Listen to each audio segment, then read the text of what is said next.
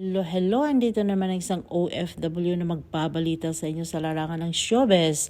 At ang pag-uusapan natin ngayon guys ay ang mag-inang megastar Sharon Cuneta at ang eldest daughter niyang si Casey Concepcion.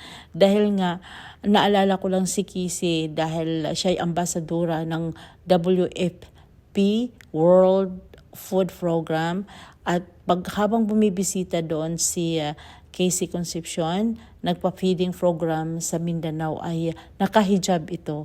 At ang init-init ng tanggap ng mga kapatid nating Muslim kay Casey Concepcion. At ito naman ang nanay niyang si Sharon Cuneta, ang ating megastar.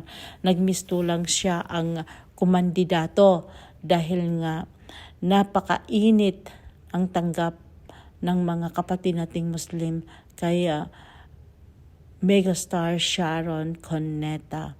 Kaya naman, sabi ko nga pag si Sharon Cuneta ang kumandidato ng isang posisyon sa gobyerno, I'm sure na mananalo ito. Dahil nga, wala namang nababalitaan tayong masamang imahe ng ating megastar, which is all positive ang mga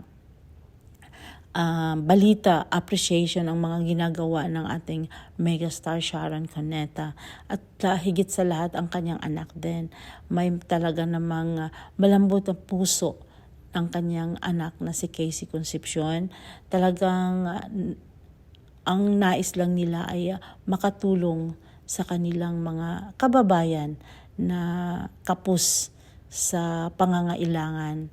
At one time nga na in-interview si Casey Concepcion na parang mangyak-ngyak siya, na lumuluha siya noong in-interview siya patungkol doon sa kanyang programa na hinahawakan, na naaawa siya sa mga batang kapuspalad na walang halos